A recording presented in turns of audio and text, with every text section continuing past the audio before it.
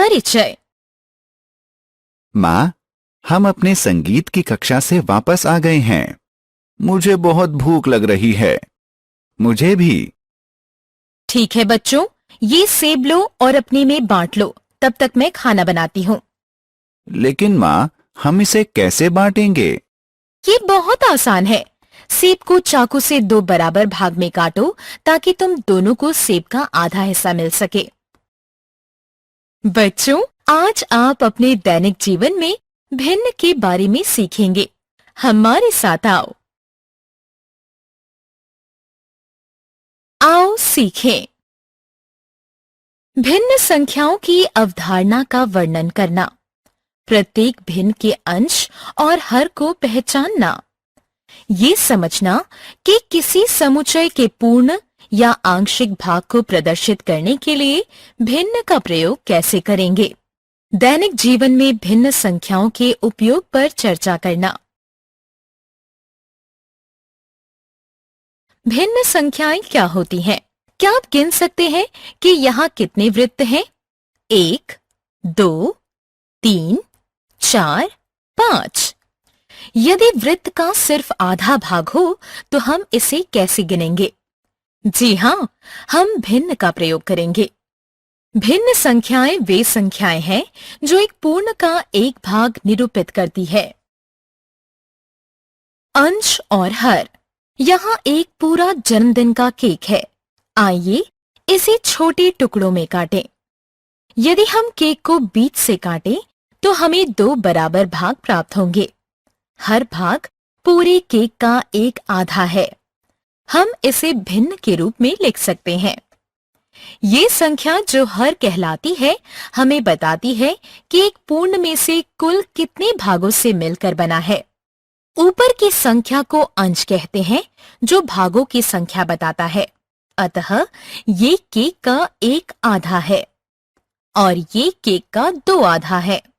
इसलिए 2 को 2 से भाग देने पर आएगा 1, जो कि एक पूरा केक है। चतुर्थांश क्या है? आइए अब केक को 4 भाग में काटें। हर भाग केक के 1/4 भाग को निरूपित करता है। अतः भिन्न होगी 1/4। इसे चतुर्थांश भी कहते हैं। ये केक का 1/4 है, ये 2/4 है, ये 3/4 है और ये 4/4 है। 4 को 4 से भाग देंगे, भागफल 1 होगा। अतः 4/4 मिलकर एक पूरा केक बनाते हैं। आप केक को और अधिक भागों में बांट सकते हैं। भिन्न संख्याओं का मुद्रा में प्रयोग। 25 पैसे के इस सिक्के को देखें। 25 पैसा एक सिक्का 1 रुपए के सिक्के का 1/4 होता है।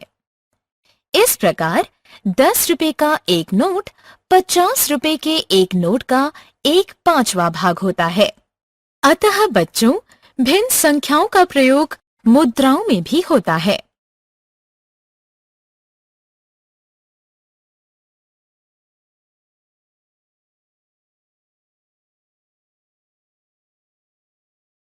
समूह में भिन्न संख्याएं।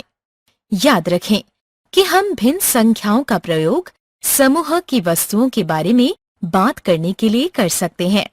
देखिए, इस प्लेट में 13 बिस्किट हैं। ये हमारा हर है। लेकिन सभी बिस्किट एक ही प्रकार के नहीं हैं। उनमें से 6 चॉकलेट बिस्किट हैं, जबकि 7 मिल्क क्रीम वाले हैं। अतः वे अंश हैं। इसलिए हम कह सकते हैं कि ये 6 13वां चॉकलेट बिस्किट है और 7 13वां मिल्क क्रीम बिस्किट है।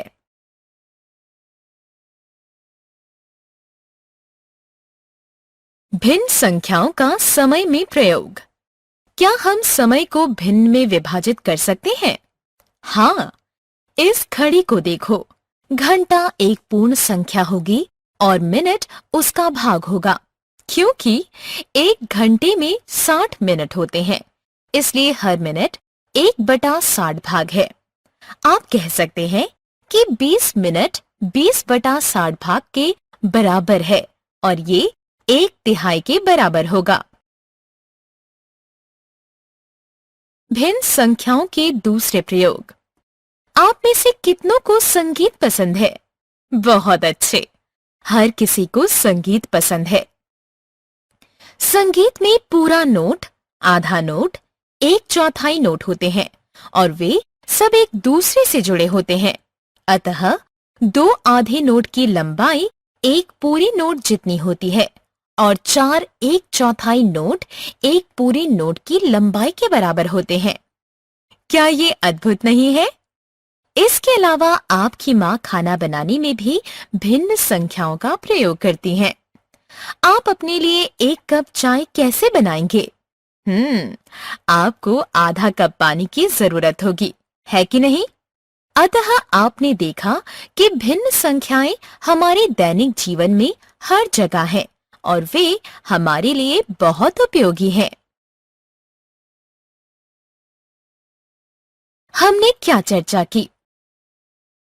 भिन्न संख्याएं वे संख्याएं हैं जो एक पूर्ण का एक भाग निरूपित करती है। अंश एक पूर्ण के अंशों की संख्या निरूपित करता है और हर पूर्ण के कुल भागों की संख्या को निरूपित करता है। 2 आधे और 4 1/4 एक पूर्ण के बराबर होते हैं। भिन्न संख्याओं का प्रयोग मुद्रा, संगीत, सिनेमा और पाक कला और अन्य जगह होता है।